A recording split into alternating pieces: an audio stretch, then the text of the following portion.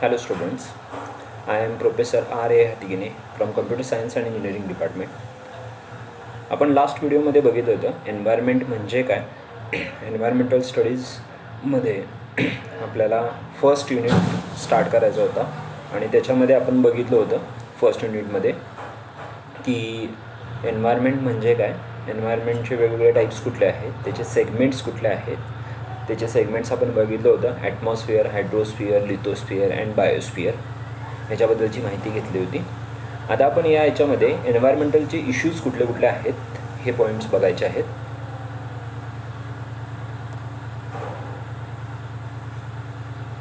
Environmental issues कुठले कुठले आहेत हे बघायचे आहेत. First environmental issues is green house effect. Green house म्हणजे काय आपल्याला माहीत आहे. त्या ग्रीन हाऊसेसमध्ये कुठले कुठले वायू गॅसेस बाहेर पडतात आणि त्याचा इफेक्ट आपल्या एन्व्हायरमेंटवर काय होतो, किंबहुना एन्व्हायरमेंटवर नसून आपल्यावरसुद्धा काय काय होतो आहे. त्याच्यानंतर त्याचा इफेक्ट प्राणीमित्रांवर कुठला काय काय होतो आहे, ह्या पण गोष्टी आपल्याला माहीत आहेत, ते आपल्याला बघायचे आहेत. Next, climate change. त्या ग्रीनहाऊस इफेक्ट्समुळं ग्रीनहाऊसचे गॅसेस जे बाहेर पडतात त्याच्यामुळं क्लायमेटमध्ये काय काय चेंजेस होतात आणि ते एन्व्हायरमेंटवर आणि आपल्या ह्युमन बॉडीवर काय काय इफेक्ट्स करतात हे आपल्याला बघायचे आहेत. त्याच्यानंतर ग्लोबल वॉर्मिंग म्हणजे काय, ग्लोबल वॉर्मिंगचा इफेक्ट आपल्यावर काय होतो, एन्व्हायरमेंटवर काय होतो आणि हे होऊ नये एवढ्यासाठी आपल्याला काय काय करायचे आहेत, ह्या सगळ्या गोष्टी आपल्याला यामध्ये बघायच्या आहेत. Next part, environmental issues. The unfavorable changes often lead to environmental issues that affect the natural balance of the environment. एन्व्हायरमेंटचा एक नॅचरल बॅलन्स असतो जो नॅचरली डिसाईड केलेला असतो की आपल्याला एन्व्हायरमेंटमध्ये कुठल्या कुठल्या गोष्टी किती प्रमाणात पाहिजे आहेत. लाईक समर डेज किती दिवसाचे आहेत, विंटर डेज किती दिवसाचे आहेत, रेनी सीझन किती दिवसाचा आहे, क्लायमेटमध्ये टेम्परेचर किती ठेवायचं आहे ह्युमन सर्वाईव्ह करण्यासाठी, आणि ह्या सगळ्यालाच आपण एन्व्हायरमेंट म्हणतो. आणि ह्याचा बॅलन्स जर आपल्याला ठेवायचा असेल तर जो एन्व्हायरमेंटमध्ये चेंजेस व्हायला लागलेले आहेत, इश्यूज आहेत, ते आपल्याला कमी करायला पाहिजेत आणि ते कुठले आहेत हे आपल्याला बघायचे आहेत. आणि असे भरपूर चेंजेस आहेत जे आपल्याला कळतसुद्धा नाही आहे की कसे चेंजेस होतात आणि त्याचा इफेक्ट आपल्या एन्व्हायरमेंटवर काय होतो आणि त्याचा आपण कधीही विचारसुद्धा पण करत नाही. ठीक आहे, मग याप्रमाणे जे चेंजेस आहेत, अनफेवरेबल चेंजेस, त्याच्याबद्दलची माहिती घ्यायची आहे. त्याच्यानंतर we can define environmental issues as the harmful effects of any human activity on the environment. हा एन्व्हायरमेंटचा जो चेंज आहे, या चेंजमुळं तो सगळा चेंज जो होतो आहे त्याचा इफेक्ट आपल्यावरसुद्धा, ह्युमनवरसुद्धा, त्याच्यानंतर वेगवेगळे जे प्राणी आहेत, प्राणीमित्रांवरसुद्धा, किंबहुना जे वनस्पती आहेत त्यांच्यावरसुद्धा होत असतो. आणि हे इफेक्ट्स काय आहेत हे बघायचे आहेत. आता एन्व्हायरमेंटल इश्यूज बेसिकली कुठल्या कुठल्या आहेत तर एअर पोल्युशन आहे, वॉटर पोल्युशन आहे, नॅचरल एन्व्हायरमेंट पोल्युशन आहे, नॉईज पोल्युशन आहे, गार्बेज पोल्युशन आहे. अशी भरपूर प्रकारचे पोल्युशन्स आहेत ज्याच्यामुळं आपला एन्व्हायरमेंटवर इफेक्ट होत असतो आणि ते एन्व्हायरमेंटचे इफेक्ट तो डायरेक्टली आपल्यावरसुद्धा होत असतो. मग याच्याबद्दलची आपण माहिती घेणार आहोत. Next part, types of environmental issues. Environmental इश्यूजचे कुठले कुठले टाईप आहेत. एअर पोल्युशन म्हणजेच प्रदूषण.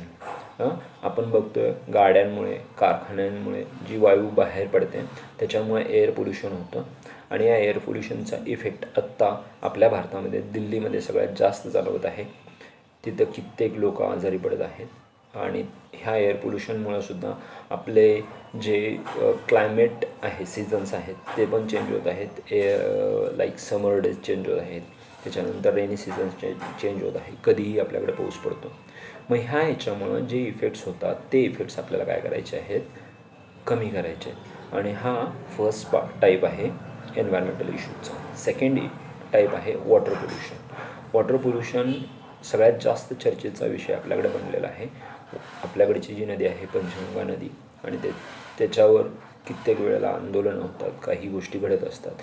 ह्या सगळ्या गोष्टी आपल्याला तिथं कन्सिडर करायच्या आहेत. आणि पाणी हे आपल्या जीवनामध्ये किती महत्त्वाचं आहे हे आपल्याला माहीत आहे. आणि ते पाणी कसं आपल्याला वाचवता येईल, प्रदूषण न होता आपण कशा प्रकारे त्याला थांबवू शकतो आणि चांगलं पाणी आपण वापरू शकतो हे बघायचं आहे. त्याच्यानंतर नॉईज पोल्युशन हा जो पार्ट आहे ह्या टाईप आहे. या टाईपमध्ये आपण बघतो आहे बेसिकली जे सिटी लेवल आहेत तिथं नॉईज पोल्युशन जास्त असतं आणि हा नॉईज इफेक्ट वृद्ध लोक, जे वयस्क लोक आहेत ते, त्याच्यानंतर जे नवीन पिढी आहे म्हणजे लहान मुलं आहेत त्यांच्यावर पण इफेक्ट होत असतो. मग हा इफेक्ट आपल्याला कमी करायचा आहे आणि त्याच्याबद्दलची माहिती घ्यायची आहे. त्याच्यानंतर डिफॉरेस्टेशन, वृक्षतोड, ह्याच्यामुळे सुद्धा इफेक्ट भरपूर एन्व्हायरमेंटवर होत असतो. त्यानंतर आपल्याला त्या डिफॉरेस्टेशनमुळे झाडं कमी झाल्यामुळं क्लीन एअर मिळत नाही. त्याच्यानंतर क्लीन एअर बरोबरच आपल्याला सॉईलची फर्टिलिटी पण कमी होते. त्यानंतर भूस्खलनसारख्या गोष्टी होत असतात. त्याच्यामुळं आपल्याला डिफॉरेस्टेशन टाईप मध्ये बघायचं आहे की वृक्ष संवर्धन कसं करता येईल आणि कसं वाढवता येईल. त्याच्यानंतर गार्बेज पोल्युशन म्हणजे काय ह्या गोष्टी बघायच्या आहेत. मग अशीच सांगितल्याप्रमाणे गार्बेज पोल्युशन हा काय आहे की वेस्ट मटेरियल जे आहे आपल्याकडचं ते वेस्ट मटेरियलमुळं जे पोल्युशन होते. आता आपण बघतो आहे कित्येक ठिकाणी कचरा टाकला जातो किंवा गावाचा सगळा कचरा एकत्र करून गावाच्या बाहेर टाकला जातो. हा गार्बेज कलेक्शन काय आहे आणि त्याच्यामुळं वेगवेगळे इफेक्ट्स काय होतात. त्याच्यानंतर रिसोर्स डिप्लिशन, रिसोर्स जे असतात त्याचे प्रमाण कमी जास्त व्हायला सुरू झालेलं आहे आणि ह्या डिप्लिशनमुळे रिसोर्सेस एखाद्या वेळेला नाहीसे सुद्धा होऊ शकतात. आणि त्याच्यानंतर क्लायमेट चेंज जो होत आहे त्याचा इफेक्ट आपल्या ह्युमन बॉडीवर काय काय आहे. Next part green house effect. First part बघूया आपण green house effect. Green house effect is a natural process that worms the earth surface.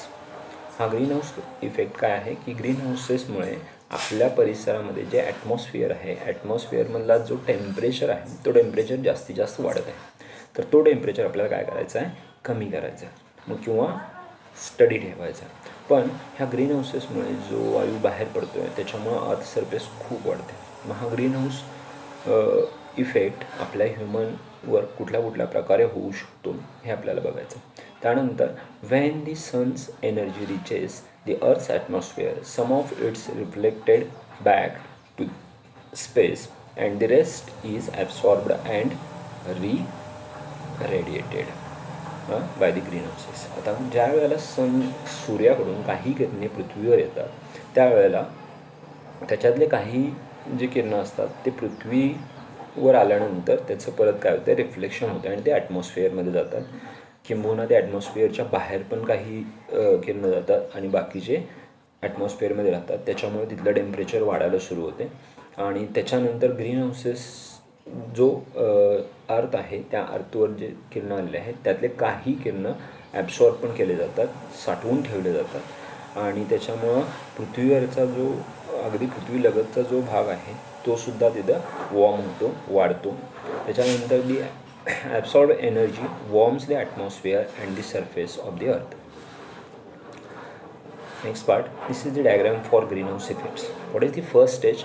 First स्टेजमध्ये काय सांगितलं आहे की तुमचे सूर्याची किरणं जी आहेत ती पृथ्वी तलावावर येतात आणि त्यातले काही किरणं जी आहेत ती रेडिएटेड होतात, परत रिफ्लेक्ट होतात. त्याच्यानंतर सेकंड स्टेजला काय होतं आहे, ते ॲब्सॉर्ब पण केलं जाते. काही वायू जे असतात ते ॲब्सॉर्ब केले जातात आणि पृथ्वीमध्ये साठवले जातात. त्याच्यानंतर जो थर्ड पार्ट आहे तिथं काय होतं, हीट रेडिएट्स होतात आणि टुवर्ड्स दी स्पेस ते आपल्या वॉर्म जे झालेले हे आहेत किरणं आहेत ती सोडली जातात इन दी पार्ट्स ऑफ व्हॅपरेशन. त्याच्यानंतर फोर्थ पार्टमध्ये काय केलं जातं आहे, जी ग्रीन हाऊसेसचे गॅसेस आहेत ते ॲटमॉस्फिअरमध्ये पसरतात आणि आपला ॲटमॉस्फिअरचा जो सरफेस आहे तो जास्तीत जास्त गरम केला जातो. त्याच्यानंतर पाचव्या स्टेजमध्ये काय होतं की ग्रीन हाऊसेस गॅसेस जे आहेत ती रिफ्यूज केले जातात आणि ती परत काय केले जातात, पृथ्वीवर येतात आणि त्याच्यामुळे हीट जनरेट होते. या प्रकारचा हा ग्रीन हाऊस इफेक्ट आहे. ग्रीन हाऊस या पद्धतीनं इफेक्टिव्ह होतो आणि तो ॲटमॉस्फिअरमध्ये काय केलं जाते, जास्तीत जास्त वाढवलं जातं, जास्तीत जास्त टेम्परेचर गरम करतं. त्याच्यानंतरचा जो पार्ट येतो तो ग्रीन हाऊस गॅसेस कुठले बाहेर येतात. तर ग्रीन हाऊसेसमधून वॉटर वेपर्स बाहेर येतात, H2O बाहेर येतो. त्याच्यानंतर पाण्याची काही वाफ तयार होते आणि ती वाफ आपल्या ॲटमॉस्फिअरमध्ये येते. त्याच्यानंतर कार्बन डायऑक्साईड CO2 हा सगळ्यात मेन त्याच्यातला गॅसेस जो आहे ग्रीन हाऊसमधला तो आहे. त्याच्यानंतर मिथेन बाहेर पडतो काही प्रमाणात. त्यानंतर नायट्रस ऑक्साईड बाहेर पडतो. त्यानंतर ओझोन. त्याच्यानंतर क्लोरोफ्लोरोकार्बन्स आणि त्यानंतर हायड्रोफ्लोरोकार्बन्स या प्रकारचे वायू बाहेर पडतात. यातलं जर आपण बघितलं CO2, मिथेन, नायट्रस ऑक्साईड, त्याच्यानंतर हायड्रोफ्लोरोकार्बन्स ह्याचा इफेक्ट ह्युमन बॉडीवर आणि प्राण्यांवर सुद्धा होत असतो. आणि तो काय किती इफेक्ट करतो हे आपल्याला चांगलं माहीत आहे. त्याच्यानंतर पुढचा पार्ट जो आहे तो green houses effects on environment काय होतं. तर सगळ्यात महत्त्वाचा जो पार्ट म्हणजे एअर टेम्परेचर आपलं मॅक्झिमाइज होत चाललेलं आहे, जास्तीत जास्त वाढत चाललेलं आहे. त्याच्यानंतर ocean warming and sea level rises, जे समुद्राचं पाणी आहे ते जास्तीत जास्त गरम व्हायला सुरू केलेलं आहे आणि हळूहळू सी लेवल जे आहे ते वाढत चाललेलं आहे. कारण ह्या ग्रीन हाऊसच्या इफेक्टमुळं टेम्परेचर वाढल्यामुळं जो बर्फाळ प्रदेश आहे तो प्रदेश काय चाललेला आहे, वितळत चाललेला आहे आणि तो वितळलेलं जे पाणी आहे ते समुद्रामध्ये यायला सुरू झालेलं आहे. ठीक आहे. आणि त्याच्यामुळं ॲटोमॅटिकली सी लेवल काय होतं आहे, जास्तीत जास्त वाढत चाललेलं आहे. त्यानंतर एक्स्ट्रीम वेदर इव्हेंट्स. वेदर जसं आधी होतं काही वर्षाआधी, मीन्स एक 10-15 ते 20 वर्ष आधी जसं होतं की ठराविक मंथ सुरू झाला तर क्लायमेट चेंज होत होतं. लाईक फेब्रुवारीपासून मेपर्यंत उन्हाळा असायचा आणि त्याच्यानंतर जूनपासून पावसाळा सुरू व्हायचा. आता कधीही पाऊस पडतो किंवा कधी ऊन पडतं, कधी थंडी पडते. मग असे एक्स्ट्रीम वेदर केसेस होतात. आपल्याकडे थोडंसं कमी आहे पण फॉरेन कंट्रीजमध्ये याचं प्रमाण जास्त आहे. बर्फाचं प्रमाण जास्त व्हायला लागलं आहे. थंडी अचानकच थंडी एकदम वाढते. एकेका वर्षी थंडी असते, एकेका वर्षी थंडी नसते. पाऊस खूप पडतो आहे. त्याच्यानंतर फ्लडची पोझिशन येते. ह्या प्रकारच्या ज्या सगळ्या गोष्टी आहेत ह्या एक्स्ट्रीम वेदर केसेसमध्ये येतात. त्याच्यानंतर रेनफॉल पॅटर्न्स आहेत ते पण पावसाचं प्रमाण कमी जास्त होत चाललेलं आहे आणि पाऊस कधी पडेल ह्याची गॅरंटी आत्ता देता येत नाही आहे. कधीही पाऊस पडतो, कितीही प्रमाणात पडतो. वेदर फोरकास्ट जे दिलं जातं त्याच्यापेक्षा वेगळ्या पद्धतीने पण पाऊस होतो. तर ह्या सगळ्या गोष्टी त्यामध्ये कन्सिडर होतात आणि हा इफेक्ट ह्या ग्रीन हाऊसमुळं होतो. त्याच्यानंतर रिसोर्सेस जे आहेत ते रिसोर्सेस कमी होत चाललेले आहेत. त्याच्यानंतर फ्लड सिच्युएशन खूप होत आहे. तर गेल्याच वर्षी आपण बघितलं आपल्या साईडला फ्लड सिच्युएशन काय होते. मग ह्याच्यामुळं हे फ्लड सिच्युएशन्स असे यायला लागलेले आहेत. त्यानंतर मायग्रेशन ऑफ स्पेसेस. आता जे पक्षी आहेत, जे प्राणी आहेत, काही पक्षी असे आहेत की ते मायग्रेट करत असतात. एका देशातून दुसऱ्या देशात, एका खंडातून दुसऱ्या खंडामध्ये जात असतात आणि त्यांचं जे सर्वायवल आहे ते सर्वायवल त्या मायग्रेशनमुळं होत असतं. तर हे मायग्रेशन ह्या स्पेसेसमुळं खूप सारं त्यामध्ये चेंज झालेलं आहे. मग याचा इफेक्ट असा होतो की त्या स्पेसेसनं सर्वायवल करणं खूप अवघड चाललेलं आहे. त्याच्यानंतर डिफॉरेस्टेशन. ह्या ग्रीन हाऊसेसमुळे फॉरेस्ट जे आहेत ते कमी होत चाललेले आहेत आणि ह्या फॉरेस्ट कमी होत चालल्यामुळे आपल्याकडे क्लीन एअर मिळणं खूप थोडंसं डिफिकल्ट झालेलं आहे आणि या डिफिकल्टीजमुळं आपलं जे फर्टिलिटी आहे ती पण थोडीशी इफेक्टिव्ह होते. त्यानंतर impact on agriculture and livestock. ॲग्रिकल्चरवर याचा इफेक्ट होत असतो. तुम्ही बघितलं असाल काही दिवसांपूर्वीच आपल्या मध्य प्रदेश, उत्तर प्रदेश या साईडला टोड हा जो प्राणी आहे या प्राण्यांनी आपल्या पिकांवर पिकांचं खूप सारं नुकसान केलं होतं.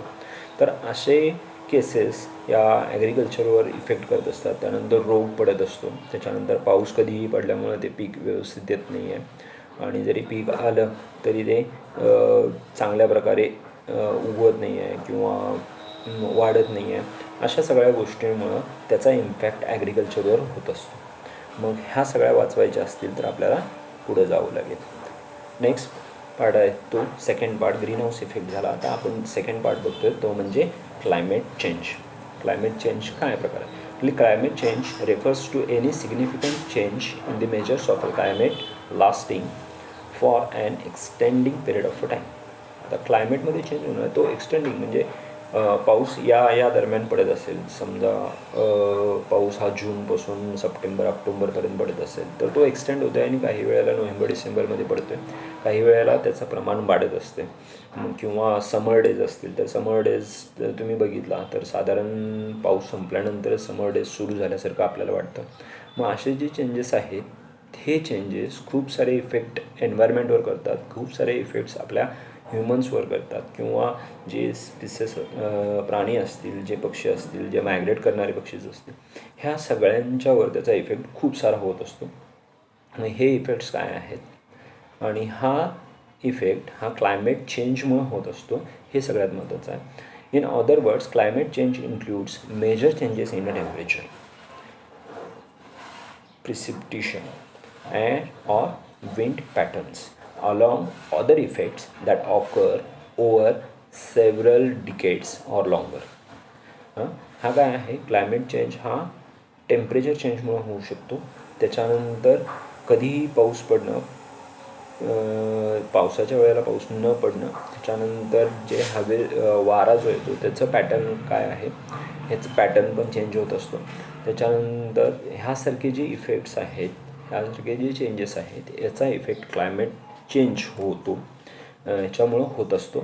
त्याच्यानंतर climate change is a global phenomena of a climate transformation characteristics by the changes in the usual climate of the planet that are specially used by human activities.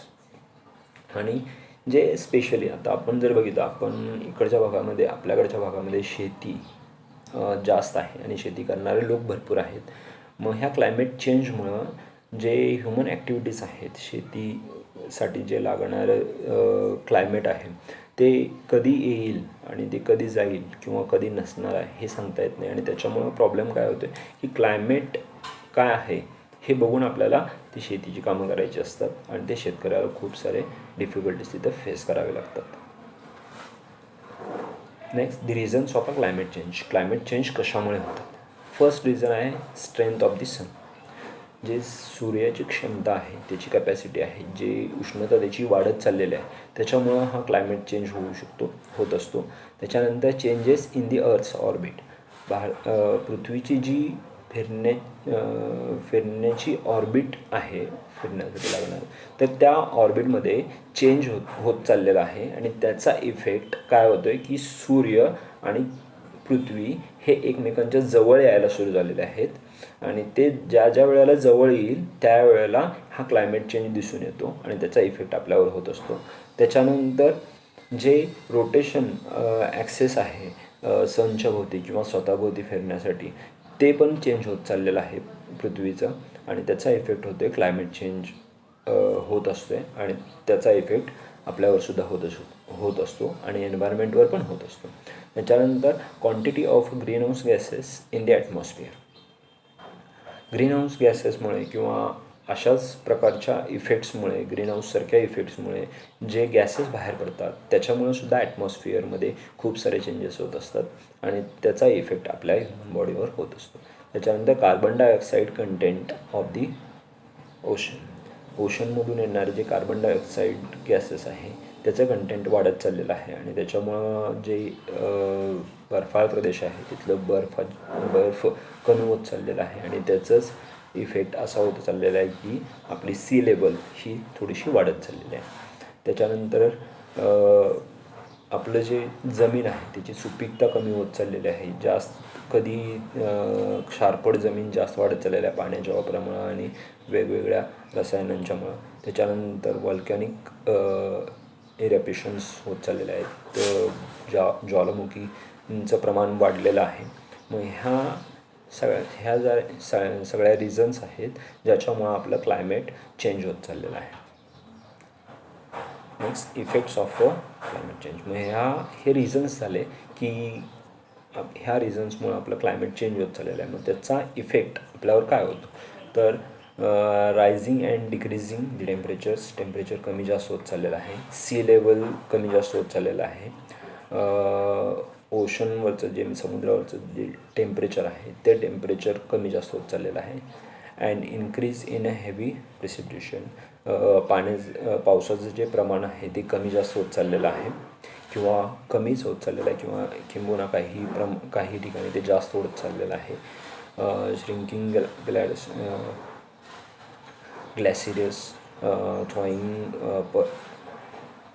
परमाफॉर्स्ट, त्याच्यानंतर and increase in a hunger and water crisis, जिथं ठराविक ठिकाणी ह्या टेम्परेचरमुळं किंवा ह्या climate चेंजमुळं, environment चेंजेसमुळं आपल्या इथं काय होतं आहे की काही ठिकाणी पिकतच नाही आहे, काही ठिकाणी पाण्याचं प्रमाण कमी जास्त होत चाललेलं आहे. मग ह्या सगळ्या ज्या गोष्टी आहेत त्या कशामुळे होत आहेत, ती क्लायमेट चेंजमुळे होत आहेत. Health risks through rising air temperature and heat waves आणि रिस्क्स थ्रू रायझिंग एअर टेम्परेचर्समुळं पण ते हीट वेव्स तयार होत आहेत आणि ते आपल्यासाठी खूप घातक आहे. लाईक ओझोन लेयर जे आहे, ओझोन लेयर आपलं काय होत चाललेलं आहे, पातळ होत चाललेलं आहे. काही ठिकाणी त्याला होलसुद्धा पडलेले आहेत आणि त्याच्यामुळं सूर्याची जी किरणं आहेत ती डायरेक्ट पृथ्वीवर येत आहेत आणि त्याच्यामुळं हीट आपलं थोडंसं वाढत चाललेलं आहे. आणि जर त्यात असंच प्रमाण वाढत राहिलं तर ते आपल्या शरीरावर किंवा आपल्या हेल्थवरसुद्धा परिणाम करू शकतात. त्याच्यानंतर इकॉनॉमिक इम्प्लिकेशन्स होत चाललेले आहेत. जर फॉरेस्ट जे असतील ते व्यवस्थित संवर्धन नाही केले तर आपलं इकॉनॉमिक जे स्टॅबिलिटी आहे ती पण चेंज होऊ शकते, स्टॅबिलिटी होऊ शकणार नाही आहे. त्याच्यामुळं क्लायमेट चेंजकडे लक्ष दिलं पाहिजे. त्याच्यानंतर increasing spread for pests and pathogens, मग वेगवेगळे जे आपण औषधं वगैरे घेतो आहे त्याच्यामुळं सुद्धा क्लायमेट चेंज मुळं आपल्या शरीरावर ते परिणाम होत असतात. त्याच्यानंतर जो आहे तो लास्ट पॉईंट, ग्लोबल वॉर्मिंग काय आहे, is the ongoing rise of the average temperature of the earth's climate system. Global warming काय आहे, ऑनगोईंग राईज आहे of the average temperature of the earth's climate system.